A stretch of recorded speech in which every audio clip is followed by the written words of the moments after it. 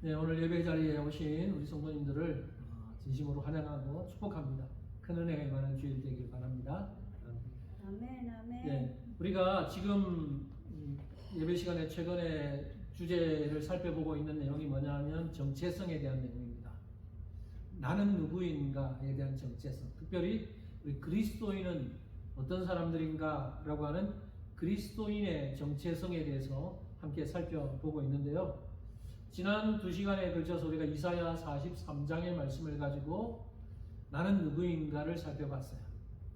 기억나실지 모르겠지만 오늘 말씀을 시작하면서 다시 한번 더 상기시키면서 한번 들어갈까 하는데요.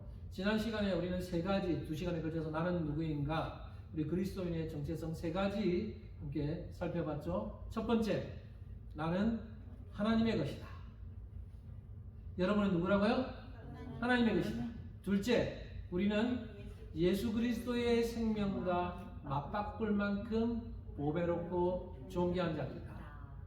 셋째, 우리는 하나님의 영광을 위해 창조된 자들이다. 아멘, 아멘. 바로 저와 여러분이 이런 자들이라는 거예요.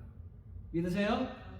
우리는 이만큼 소중한 사람들입니다. 그러니까 여러분 이 3가지를 여러분 마음에 잘 새기면서 여러분이 얼마나 소중한 자인지를 잊지 말고 사셨으면 좋겠습니다. 오늘도 그리스도인의 정체성과 관련돼서 오늘 본문을 중심으로 또 한 가지 함께 좀 나누기 원합니다. 오늘 우리가 읽은 이 시편 139편은 다윗이 지은 시입니다. 다윗이 지은 시편인데 우리는 다윗의 고백을 통해서 내가 누구인지, 우리 그리스도인이 어떤 자들인지를 다시 한 번 더 그 해답을 찾을 수 있는데요. 그러면 오늘 본문을 함께 보면서 나는 누구인지 한 번 더 확인해 보도록 하겠습니다. 오늘 읽은 본문은 다윗이 자신을 지으신 하나님께 감사하면서 나를 지으신 하나님이 얼마나 놀라우신 분인지, 하나님의 그 전능하심을 노래하고 있는 내용인데요. 먼저 다윗은 13절에서 이렇게 고백을 합니다. 자신을 지으신 하나님에 대해서 자기가 어떻게 지음받았는지 이렇게 고백합니다. 주께서 내 내장을 지으시며 나의 모태에서 나를 만드셨나이다. 이게 다윗의 고백이에요. 다윗은 자신이 원숭이에서 진화되었다거나 아니면 어느 날 우연히 존재하게 되었다 이렇게 말하지 않아요. 다윗은 주께서, 곧 하나님께서 나를 지으셨고 나를 만드셨다 이렇게 고백합니다. 얼마나 다윗은 하나님의 이 창조, 자기를 창조, 인간을 창조하신 것에 대해서 신앙으로 고백하면서 나를 지으시고 만드신 하나님을 고백하고 있는 거예요. 자, 먼저 보시면 내 내장을 지으셨다 이렇게 고백을 해요. 내 내장을 지으셨다. 여기 내장에 해당하는 히브리 단어는 1차적으로는 신장을 가리켜, 신장, 콩팥. 콩팥을 가리키는 단어인데 여기서는 좀 더 넓은 의미죠. 그냥 단순히 내 신장을 지으셨다 이게 아니고 나의 모든 오장육부를 지으신 것을 고백하는 거예요. 나의 오장육부를 하나님께서 지으셨다고 고백하는 거죠. 그래서 공동번역이라고 있습니다. 우리 공동번역에 보면 오장육부라고 번역을 하고 있고 현대인의 성경은 모든 기관이라고 번역하고 있습니다. 그러니까 하나님께서 내 속에 있는 모든 기관, 오장육부를 하나님이 지으셨다 그렇게 고백을 하고 있는 거예요. 그리고 여기 내장에 해당하는 이 단어는 성경에서 상징적인 의미로도 사용이 되고 있는데 상징적으로는 무슨 의미냐면 인간의 내면이라는 의미로도 사용이 되고 있습니다. 이걸 상징적으로 해석해보면 무슨 뜻일까요? 하나님이 내 내장을 지으셨다, 내 인간의 내면 모든 것을 지으셨다 하는 의미는 하나님이 나의 모든 것을 알고 계신다. 나의 생각과 감정과 이것까지 하나님은 다 알고 계시는 분이다 라는 의미가 들어있습니다. 그렇습니다. 하나님은 우리의 모든 것을 알고 계시는 분이에요. 그래서 그리고 13절 하반절에서는 또 이렇게 고백을 하죠. 나의 모태에서 나를 만드셨나이다. 모태에서, 내가 태어나기도 전에 어머니 뱃속에서 나를 만드셨다고 말하는 거죠. 이것도 1차적으로 보면 내가 태어나기 전에 내가 어머니의 뱃속에 있는 10개월 동안 나의 모든 장기를 조직하시고 만드시고 이렇게 볼 수 있겠지만 또 한 걸음 더 나가서 상징적으로 보면 나를 그렇게 만드신 하나님이시니까 나를 누구보다 잘 알고 계신다는 의미가 함축되어 있다고 할 수 있습니다. 그렇습니다. 여러분, 하나님은 우리 인생의 설계자이시고 창조주이시기 때문에 나보다 나를 더 잘 알고 계시는 분이십니다. 믿습니까? 아멘. 하나님을 향해서 어떤 사람은 하나님, 내가 하나님보다 나를 잘 알지 하나님 나를 어떻게 알아요? 그렇게 이야기하는 건방진 사람들도 있지만 아니에요. 하나님이 우리를 만드셨기 때문에 나보다 나를 더 잘 아시는 분이 하나님이세요. 아멘. 우리는 스스로 너무나 잘 안다고 생각하지만 나를 너무나 모를 때가 있습니다. 나 자신조차도 나를 잘 몰라요. 왜냐하면 우리는 피조물이기 때문에. 우리는 피조물이기 때문에 나를 다른 사람보다는 잘 알겠지만 창조주에 비해서 창조주보다 나를 더 잘 알 수는 없어요. 나를 창조하신 하나님이 나보다 더 나를 잘 아신다고. 그래서 다윗은 오늘 읽지는 않았지만 오늘 보면 앞부분에 2절부터 4절에서 하나님이 우리를 얼마나 잘 아시는지를 고백했어요. 한번 볼까요? 시편 139편 2절부터 4절 오늘 보면 앞부분에 있는 내용인데 이렇게 말합니다. 주께서 내가 앉고 일어섬을 아시고 멀리서도 나의 생각을 밝히 아시오니 나의 모든 길과 내가 눕는 것을 살펴보셨으므로 나의 모든 행위를 익히 아시오니 여호와여 내 혀의 말을 알지 못하시는 것이 하나도 없으십니다. 이렇게 고백해요. 한마디로 말하면 하나님이 나의 모든 것을 알고 계시다는 거예요. 여러분, 그러니까 우리는 하나님의 보호하심 아래 있을 때 안전합니다. 나를 너무나 잘 아시는 하나님, 하나님이 말씀하실 때 그대로 순종하고 하나님이 원하시는 삶을 사는 것이 가장 우리가 복된 삶을 사는 거예요. 우리는 하나님의 손을 벗어날 수 없다는 겁니다. 다윗은 하나님께서 이처럼 자신을 지으시고 자신을 만드셨음을 고백한 후에 그 다음 구절인 14절에서 하나님께 감사의 고백을 합니다. 그럼 14절은 같이 한번 읽어봅시다. 시작. 내가 주께 감사하오 나를 지으심이 심히 기묘하시니라. 주께서 하시는 일이 기이함을 내 영혼이 잘 아나이다. 아멘. 우리는 다윗의 이 고백 속에서 나는 누구인가? 라는 질문에 대한 또 하나의 대답을 찾을 수 있습니다. 답변을 찾을 수 있습니다. 나는 누구라고요? 여기 보면 나를 지으심이 심히 기묘하십니다. 바로 그 답변은 나는 심히 기묘하게 지음받은 존재라는 것입니다. 심히 기묘하게 지음받았어요. 여기서 주목할 표현은 기묘하다라는 표현인데 여러분, 기묘하다라는 표현이 무슨 말일까요? 기묘하다. 좀 뭔가 뉘앙스는 좀 느껴져요. 근데 정확하게 기묘하다가 뭐 어떻게 표현해야 될지 사람마다 다를 수 있는데 이 기묘하다라는 것에 대해서 다양한 번역본들은 좀 다르게 번역을 하고 있는데 이전 성경, 이게 새로 바뀌기 그 전에 우리가 사용하는 성경인 개역 한글은 이것을 신묘막측하다 이렇게 번역했어요. 그래서 내가 주께 감사함은 나를 지으심이 신묘막측하심이라. 저는 모태신앙으로 자라면서 어릴 때부터 옛날 성경을 주로 많이 배우고 살았잖아요. 아마 여러분도 대부분 그렇잖아요. 이제 새롭게 바뀐 성경이 바뀐 지가 그렇게 오래되지 않았기 때문에 우리는 어쩌면 이전 성경에도 익숙할 수 있어요. 저도 신묘막측이라는 말이 좀 더 익숙해요. 근데 신묘막측을 왜 바꿨을까? 사실 처음 성경을 읽는 사람들 신묘막측이 뭐야? 좀 어렵게 느끼시기 때문에 새롭게 바뀐 개역 개정은 기묘하시다, 기묘하다 이렇게 번역을 바꿨는데 기묘하다도 확 와닿지는 좀 않는데 어쨌든 기묘하다는 신묘막측보다는 좀 쉽다고 생각해서 그렇게 번역을 한 것 같아요. 그러면 이 기묘하다에 해당하는 이 히브리어 원어의 뜻은 뭐냐? 이 기묘하다에 해당하는 히브리어는 두 개의 단어가 합쳐진 합성어입니다. 하나는 두려움 혹은 경외심이라는 뜻의 노라오트라는 단어고 또 하나는 구별되다라는 뜻의 리플레이티라는 단어가 합쳐진 합성입니다. 그래서 이 두 단어를 합쳐서 정리해보면 무슨 뜻이냐면 나는 두렵고 경이롭게 창조된 구별된 자입니다 라는 뜻입니다. 바로 우리가 그렇게 창조된 자이고 그런 자라는 이야기입니다. 대부분의 영어 성경들 보면 NIV, ESV, NASB, 킹 제임스, KJV 이런 성경들은 뭐라고 번역하냐면 I am fearfully and wonderfully made 이렇게 번역을 하고 있어요.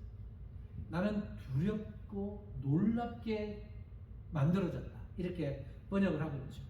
그리고 한글의 다른 성경 번역본도 제가 한번 참고해 보니까 이 기묘하다는 말이 어떻게 번역되고 있냐면 새번역 성경은 오묘하다, 시온 성경은 신기하고 놀랍다, 우리말 성경은 경이롭고 멋지다, 현대인의 성경은 놀랍고 신기하다 이렇게 번역을 하고 있습니다. 요약하자면 다윗은 자신의 존재에 대해서 다른 피조물과는 비교할 수 없을 만큼 놀랍게 창조된 자라고 고백을 하고 있는 거고, 다른 피조물과 비교할 때 경외감을 느낄 만큼 특별한 존재, 구별된 존재라고 고백하고 있는 거예요. 여러분, 이것이 바로 다윗의 고백이기도 하지만 오늘날 하나님의 자녀로 부름받은 모든 그리스도인들, 저와 여러분들의 고백이기도 합니다. 예. 여러분이 바로 그런 자들이라고요. 예. 저는 여러분이 이 사실을 기억하셨으면 좋겠어요. 나는 누구인가? 라고 물을 때 이 그리스도의 정체성에 대해서 답변이, 오늘 본문이 우리에게, 이 구절이 우리에게 답변을 제시해 준다는 겁니다. 나는 누구와도 비교할 수 없을 만큼 특별하고 경이롭게 창조된, 지원받은 존재입니다. 이게 오늘 우리의 답변이라는 겁니다. 저는 여러분이 이 사실 꼭 기억하시면, 지난 시간에 살펴본 그 내용과 오늘 살펴보는 이 내용을 통해서 여러분이 어떤 자들인지를 다시 한 번 더 확인하시고, 이 세상을 살면서 기죽지 말고 당당하게 이 세상에서 참된 그리스도인으로 살아가시기를 간절히 소망합니다. 아멘. 자, 그리고 이어지는 15절과 16절은 우리가 경이롭게 창조된, 구별된 자라는 것을 좀 더 보충 설명하는데요. 그 중에서 저는 16절을 같이 한번 좀 보기를 원합니다. 16절을 보기를 원하는데 이것을 새번역 성경에 있는 번역본을 제가 가지고 와봤어요. 같이 한번 읽어볼까요? 우리 자막 보이시죠? 16절 새번역입니다. 같이 한번 읽어봅시다. 시작. 나의 형질이 갖추어지기도 전부터 주님께서는 나를 보고 계셨으며 나에게 정하여진 날들이 아직 시작되기도 전에 이미 주님의 책에 다 기록되었습니다. 아멘. 여기 16절 앞부분 보면 나의 형질이 갖추어지기도 전부터 주님께서는 나를 보고 계셨다. 여기 형질이라는 것은 뭐 형태, 우리가 우리의 이 모태에서 생겨나는 몸, 그것을 가리킬 수 있는데, 그러니까 나의 몸이, 나의 형태가 갖추어지기도 전부터, 다시 말하면 내가 태어나기도 전부터, 어머니 뱃속에서 나의 형태가 생기기도 전부터 주님께서는, 하나님께서는 나를 어떻게 했다고요? 보고 계셨다고요. 여기 이 보고 계셨다는 표현은 우리의 본질을 하나님께 뚫고 계신다는 의미도 있고, 또 그만큼 사랑과 관심을 가지고 우리를 지켜보고 계셨다는 의미도 있습니다. 하나님은 그러면 어떻다면 우리가 이 세상에 태어나기도 전부터 우리를 보고 계시면서 우리에게 관심과 사랑으로 우리를 이미 알고 계셨다는 거예요. 이게 얼마나 놀라운 사실입니까? 자, 그 다음에 후반 구절에 보면 또 어떻게 말합니까? 나에게 정하여진 날들이 아직 시작되기도 전에, 이 말은 내가 태어나기도 전에, 이 말이죠. 똑같은 말. 어떻게 하셨다고? 이미 주님의 책에 다 기록되었습니다. 이렇게 말하고 있습니다. 이 표현 역시 다윗이 태어나기도 전에 이미 그의 인생, 그의 모든 삶이 하나님의 섭리와 계획 속에 놓여 있었다는 의미이기도 합니다. 다윗은 이 표현을 통해서 우리의 모든 것을 알고 계시고, 나를 지으시고 만드신 하나님이 나의 모든 것을 이미 알고 계시고 하나님의 계획대로 우리를 이끌어 가시는 하나님의 그 전지전능하심을 고백하고 있는 것입니다. 여러분, 저는 이 대목에서 교리적인 부분을 한 가지 좀 언급하고 넘어갈까 합니다. 오늘 이 16절 이 구절 속에는 어떤 교리적인 그 내용이 함축되어 있냐면, 우리 장로교에서 이야기하는 그 예정론과 관련된 내용이 들어 있습니다. 어떤 학자들은 이 16절을 예정론을 푸는 열쇠 가운데 하나의 구절로 이해합니다. 다윗을 비롯한 모든 인생이 하나님의 계획과 섭리 속에 놓여 있고 하나님의 예정하심의 그 섭리 가운데서 움직인다는 거예요. 다윗이 고백하는 것처럼 나에게 정해진 날들이 아직 시작되기도 전에 이미 주님의 책에 다 기록되었다 하는 이것 때문에 우리는 이 예정론을 이야기하는 사람들은 이걸 하나의 보충 구절로 이해하고 있다는 거죠. 우리는 예정론을 믿어요. 장로교도들은 예정론을 믿습니다. 그런데 여러분, 우리가 믿는 예정론은 우리의 구원과 관련된 큰 틀 안에서의 예정론이에요. 여러분, 예정론을 오해하시면 안 돼요.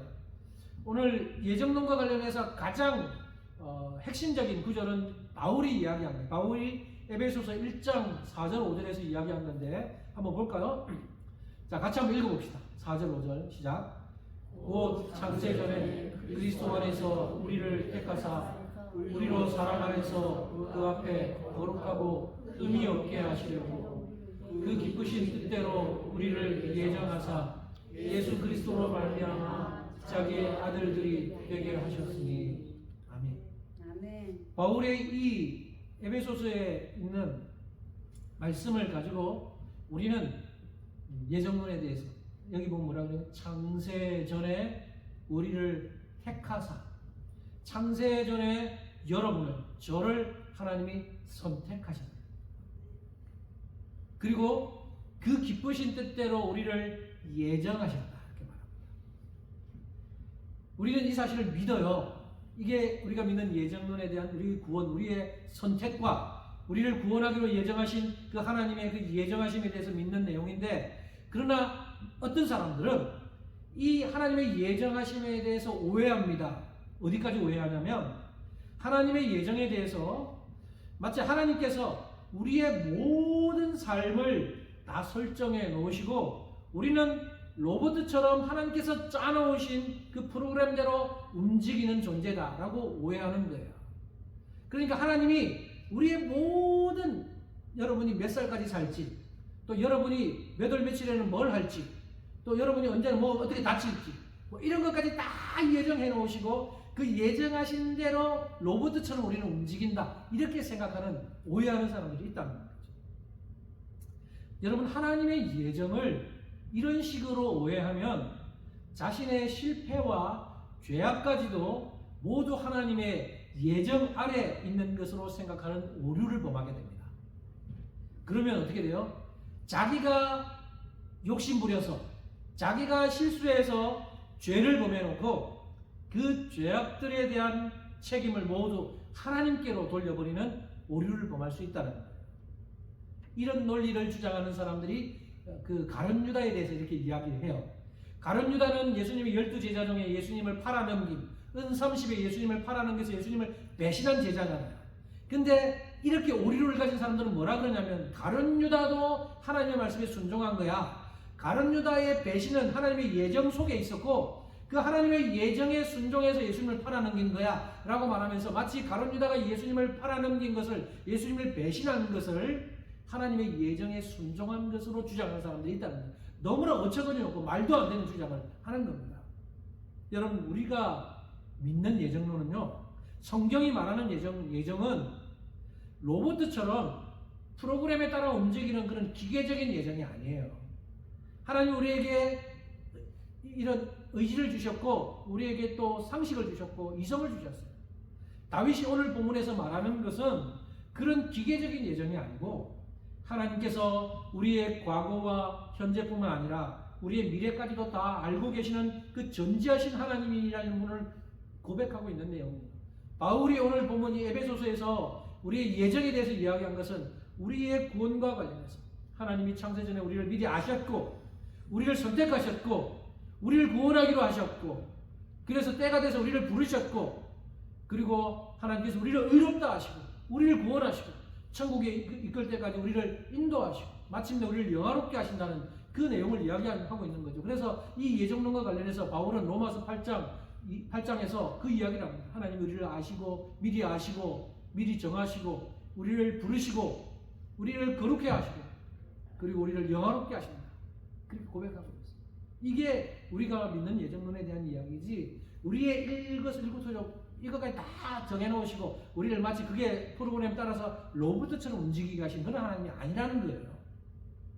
가룟 유다를 비롯해서 예수님을 십자가에 못 박도록 넘겨줬던 그 유대의 종교 지도자들, 우리가 사복음서에서 읽는 그 못된 놈들, 그 유대의 종교 지도자들은 하나님의 예정 속에서 그렇게 한 것이 아니고 철저히 자신들의 고집과 완악함 때문에 죄악된 선택을 한 거예요. 그러므로 그 악인들의 범죄는요, 하나님의 책임이 아니고 자신들의 책임입니다. 우리는 이것을 잊지 말아야 합니다.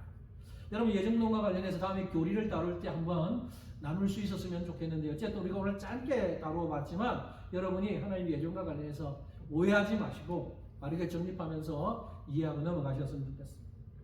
자, 다시 오늘 본문으로, 오늘 주제로 돌아와서 나는 누구인가에 대해서 정리해 보겠습니다. 저 오늘 설교 제목을 뭐라고 붙였냐 하면 경이롭게 창조된 자, 설교 제목을 그렇게 붙였어요. 경이롭게 창조된 자. 이 설교 제목이 바로 나는 누구인가에 대한 오늘 본문의 답변이에요. 나는 누구라고요? 경이롭게 창조된 자라고요. 여러분, 저와 여러분은 경이롭게 창조된 분들이에요. 여러분, 이 사실을 꼭 기억하시면서 어떤 상황 속에서도 정말 당당한, 나는 존귀한 자야, 나는 소중한 존재야, 나는 경이롭게 지원받았어, 이 사실을 기억하면서 살아갈 수 있었으면 좋겠습니다. 제가 몇 주간에 걸쳐서 이 주제를 다루는 이유가 있습니다. 나는 누구인가, 그리스도인의 정체성을 다루는 이유가 있다면 이에 대한 답변을 바로 알아야, 내가 누구인지, 그리스도인이 어떤 존재인지를 바로 알아야 바르게 신앙생활을 할 수 있고 하나님의 자녀로서 바르게 살아갈 수 있기 때문에 제가 이 주제를 지금 다루고 있습니다. 지난 시간에 언급했던 것처럼 우리는요, 이 세상이 제시하는 가치 기준에 따라 사는 자들이 아니고 하나님이 제시하시는 가치 기준에 따라 사는 자들입니다. 여러분은 세상의 가치 기준에 속아 살면 안 돼요. 하나님이 제시하시는 가치 기준이 성경의 기준에 맞춰서 살아갈 때 복된 삶을 살 수 있는 거예요. 그래서 그러기 위해서 우리가 내가 누구인지 알아야 되고 그리스도의 정체성을 바로 깨달아야 한다는 겁니다. 하나님의 가치 기준을 모르면 계속해서 세상의 가치 기준에 속아서 살다가 결국에는 세상의 기준에 미치지 못하게, 세상 사람들은 이 정도를 갖춰야 되고 스펙은 이 정도로 쌓아야 되고 세상 사람들이 가르치는 거예요. 이 정도는 갖추어야 실패한 인생 아니고 이것도 없으면 인생 실패한 거, 너는 쓰레기 같은 존재야. 세상이 말하는 기준이에요. 그런데 그 기준에 속아서 결국 세상의 기준을 따라가면 그 세상에 속아서 그 기준에 못 미칠 때 나는 형편없는 존재구나, 나는 하찮은 존재구나, 이렇게 생각하면서 결국에는 자신을 저주하게 되고 자신의 인생을 불평하게 되고 심해지면 자기의 목숨을 끊어버리는 그런 어리석은 선택을 할 수 있습니다. 지금 실제로 그런 선택을 하는 사람들이 주위에 있다는 거죠. 저는요, 이 세상의 가치 기준에 속아서 극단적인 선택을 하는 경우를 참 많이 봤어요. 그 중에서 저는 군대 생활하면서 그런 사람들을 봤는데 제가 오늘 그 이야기를 좀 여러분과 함께 나누고 싶어요. 제가 군대 생활하는 동안에 좀 사고로 인해서 서울에 있는 수도통합병원이라는 곳에 입원하게 되었고 한 6개월 동안, 여러분 군대 생활 가운데 6개월을 수도통합병원 병원에서 생활했다. 이게 쉽지 않은, 보통 사람들이 경험할 수 없는 일들을 저는 좀 경험했어요. 그 6개월을 수도통합병원에서 입원하면서 그곳에서 생활했는데요. 그곳에 있으면서 참 사실 저에게 이 수도통합병원에 간 그 일과 그곳에서 6개월 동안 보아왔던 수많은 그 입원했던 그 군인들, 그리고 그곳에서 경험했던 일들은 저의 인생에서 삶의 간증이라고도 할 수 있어요. 그 간증을 지금 다 이야기할 수는 없어요. 그래서 언젠가 또 기회 만들어서 그 이야기들을 순간순간 토막적으로 한번 좀 이야기를 나눌 기회가 있을 텐데, 오늘은 제가 수도통합병원에 입원하게 된 그 과정, 그 배경을 좀 여러분과 좀 나누면서 또 그 가운데서 만났던 그 군인들 중에 오늘 제가 주제에 맞춰서 이 세상적인 기준에 속아서 극단적인 선택을 하려고 했던 몇몇 군인의 이야기를 제가 좀 같이 좀 나누고 싶습니다. 자, 먼저는 제가 그 수도통합병원에 입원하게 된 그 이야기부터 간단하게 좀 나누고 싶어요. 군대 생활 이야기하는 걸 사람들 별로 여자들 별로 안 좋아하는 거예요. 그래서 여자들이 싫어하는 거 두 가지가 있다. 하나는 군대 이야기, 하나는 축구 이야기. 예, 그래서 군대에서 축구한 이야기하면 제일 싫어하겠죠. 그러니까 저는 축구 이야기는 아니고 군대 이야기 중에 이제 제가 병원 생활하는 데서 좀 독특한 경우인데 저는요 군대에서 어떤 보직을 맡았냐면 발칸포병이라는 것을 발칸포 본 적 있으세요? 저는 발칸포 포병을 맡아서 그 일을 했는데 제가 근무했던 곳은 경기도 이천에 있는 항공사령부라는 곳에서 군생활을 했습니다. 경기도 이천 아세요? 쌀로 유명한 곳인데 그곳에서 제가 항공사령부에서 발칸포병으로 있었는데 발칸포는요 이제 그 조금 포가 좀 비싸고 그 총알 포탄이라고 좀 비싸요. 그래서 일반 총은 사격은 자주 하지만 발칸포는 사격을 자주 할 수 없어요. 비싸기 때문에 1년에 한 번 정도 사격을 하러 갑니다. 1년에 한 번 정도 사격을 하러 가기 위해서는 여름에 한 2달 정도 막 빡시게 훈련을 하고 훈련이 마치면 이제 화포를 쫙 가지고 밤에 이동을 해서 어디까지 가냐면 경기도 인천에 있는 오이도라고 하는 그 바다가 있는데 오이도까지 가서 오이도에서 사격을 해요. 사격을 바다로 막 쏴요. 하늘에 비행기가 날아가면 그 비행기 표적에 맞춰서 막 쏘거든요. 그게 이제 제가 했던 일인데 어쨌든 이제 그 훈련을 2달 동안 훈련을 하고 이제 사격을 가기 직전이었어요. 실제 사격할 때는 굉장히 훈련이 힘들어서 그렇지 실제 사격하러 갈 때는 되게 재밌어요. 근데 이제 여름에 2달 동안 훈련을 막 마치고 제가 상병 때였어요. 이제 훈련을 하러 가기 한 하루 이틀 전에 최종적으로 화포를 정비를 합니다. 이제 사격을 해야 되기 때문에 그 화포가 고장이 나면 안 되죠. 그래서 정비를 쫙 하는데 정비를 할 때 보면 정비병들이 이제 그 정비를 쭉 해요. 근데 내일 모레면 이제 사격을 하러 가야 되기 때문에 급하게 정비를 하는데 정비병들이 좀 인원도 부족하니까 일손이 딸리니까 제가 정비병을 좀 도왔어요. 저보다 한 달 선임된 그 분이 좀 도와달라고 그래서 제가 좀 도와줬어요. 한여름이 너무나 뜨거운 여름이었기 때문에 저는 정비병도 아닌데 정비를 도와달라고 그래서 옆에서 뭐 그냥 자질구레한 것도 좀 도와주고 있었는데 고마워서 그런지 몰라도 한여름에 너무 덥잖아요. 고마워서 그런지 몰라도 그 한 달 선임병이 저한테 종이컵에 따라놓은 그 어떤 물 같은 게 있는 게 근데 뭐 이걸 마실래 그러길래 제가 그 종이컵을 받아들였어요. 받아들고 이걸 마시려고 너무 더우니까 보통 같았으면 어떻게 했냐면 너무 더우니까 그냥 꿀꺽꿀꺽 삼켰을 건데 제가 이걸 받아들였는데 갑자기 제 마음속에 이상한 생각이 들더라고요. 그 무슨 생각이 드냐면 이게 뭘까? 그 저한테 그걸 마시라고 했던 그 선임병도 사실 못된 사람도 아니기 때문에 그냥 의심 없이 그냥 물인 줄 알고 받아 마실 수 있을 텐데 그냥 그 순간에 이게 뭘까라는 생각이 들면서 알고 싶은 생각이 들었어요. 이상하게. 그래서 혹시 쳐다보니까 물처럼 생겼잖아요. 그러니까 이게 혹시나 사이다도 물색이기 때문에 똑같이 사이다는 흔들어봤어요. 흔들면 기포가 생기면 사이다일 텐데 흔드는데 기포가 안 생겨요. 냄새를 맡아봤어. 아무 냄새가 안 나요. 그래서 물인가 보다 하고 이게 마시는데 또 하필이면 그 순간에 또 무슨 생각이 드냐면 그래도 한 번 더 확인해 보자 라는 생각이 들어서 그냥 꿀꺽꿀꺽 다 안 삼키고 한 모금 쭉 넣어서 입에서 그냥 맛을 보기 무슨 맛이 나는지 확인하고 싶어서 입에 넣고 오물오물 거렸어요. 입에 넣고 무슨 맛이 날까.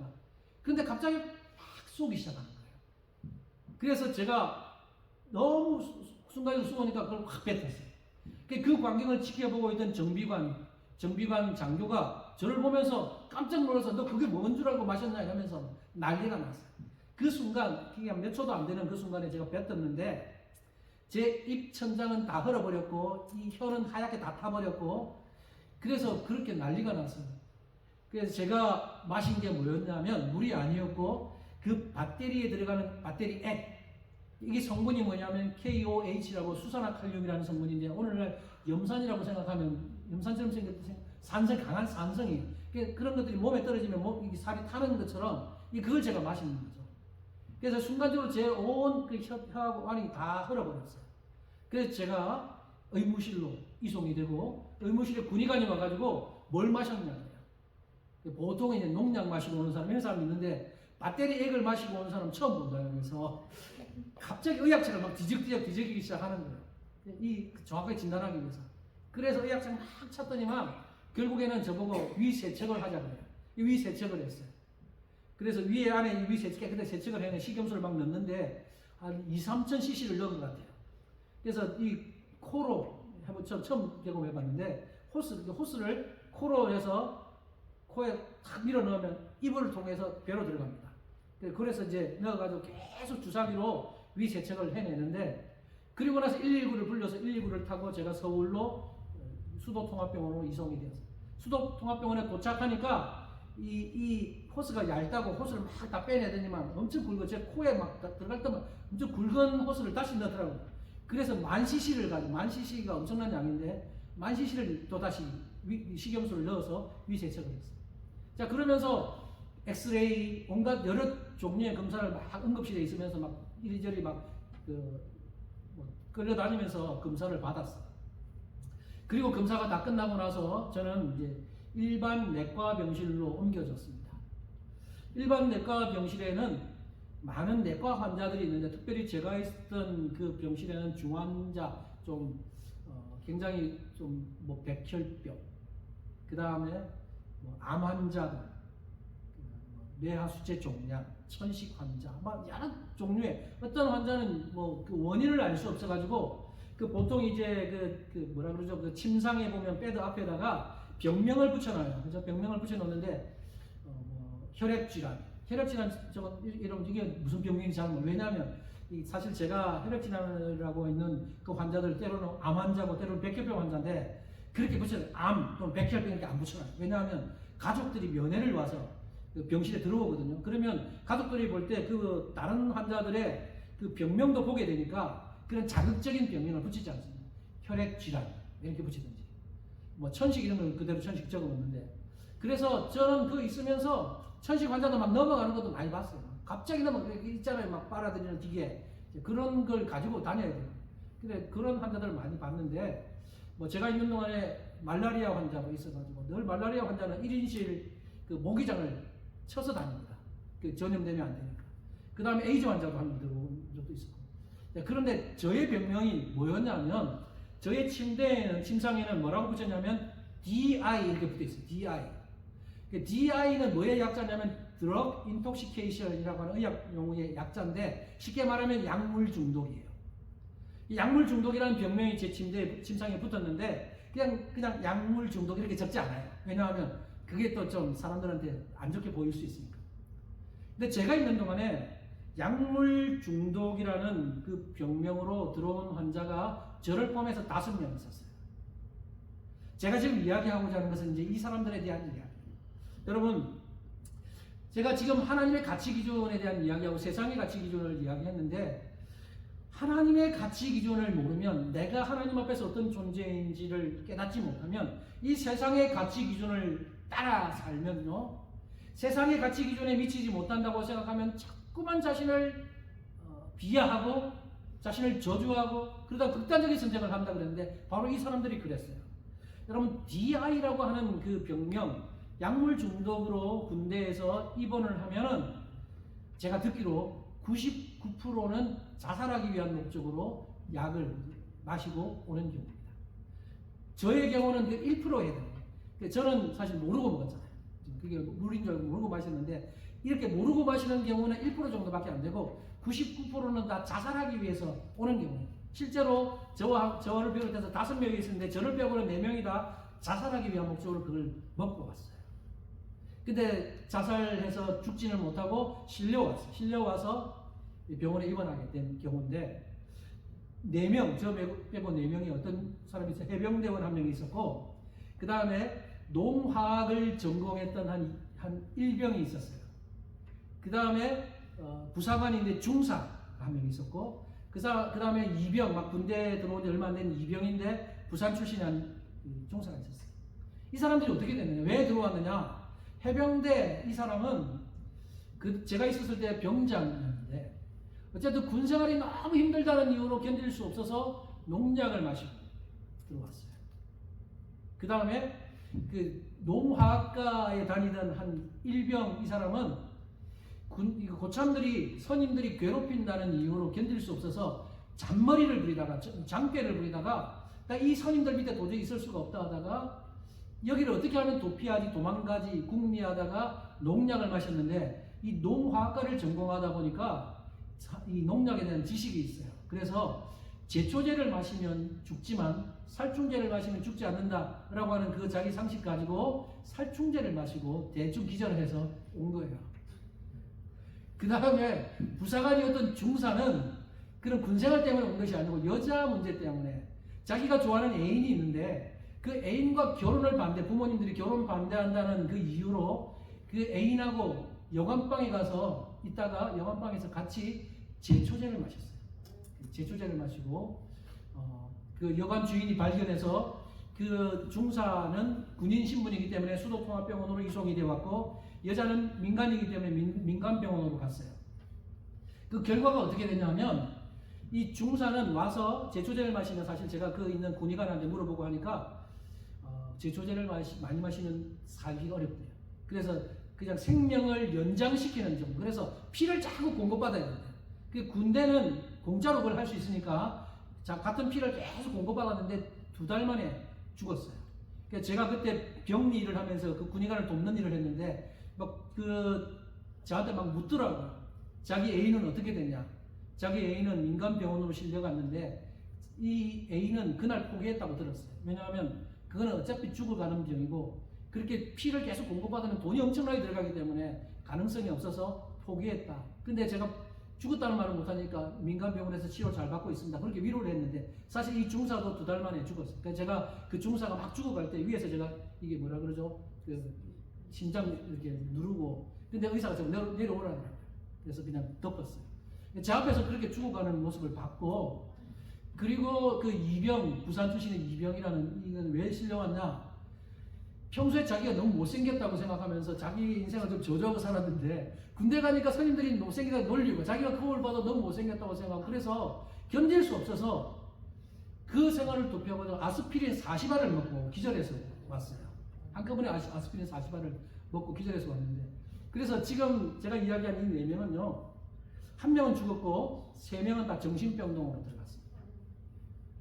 제가 무슨 얘기를 하고 싶냐면 여러분 이 사람들이 하나님을 믿는 사람들이고 하나님께서 자기를 얼마나 소중하게 여기고 얼마나 자기가 존귀하게 창조되었고 경이롭게 창조되고 보배롭고 소중한 사람이라는 걸 알았다면 이런 극단적인 선택을 하지 않았을 거예요.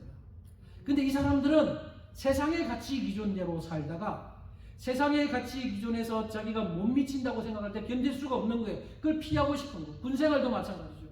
군생활 하고 싶은 사람 어디 있겠어요? 우리 아들들도 지금 군대 문제를 두고 이중 국적, 한국 국적도 있기 때문에 선택을 해야 되지만 여러분 한국에서 태어나면 특별한 일이 없으면 군생활을 회피할 수 없어요. 근데 군생활을 즐겨하는 사람 몇 명 안 될 겁니다. 난 정말 군대 가고 싶어.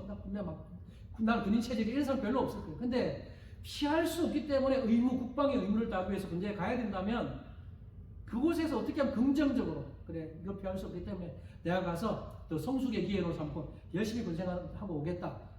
내가 나라를 지키는 의무 이것까지는 아니더라도 그래도 그런 마음 가지고 가야 제대로 신앙 이렇게 군생활 할 수 있는데 가기 전부터 내가 왜 이 땅에 태어나서 군생활을 해야 막 자기를 불평불만하면서 그러면은 가면서 힘들어요. 가서도 군생활하면 날 투덜투덜 될 거예요. 이 사람들이 그런 사람들이죠. 그러니까 선임이 괴롭히면 견딜 수 없고 군생활이 힘들면 견딜 수 없고 이 생활을 어떻게 도피할까 어떻게 현실을 도피할까 생각하다가 극단적인 이런 선택을 하는 거죠. 여러분 오늘 제가 나누고 싶은 결론이 이겁니다. 이제 말씀을 정리하면서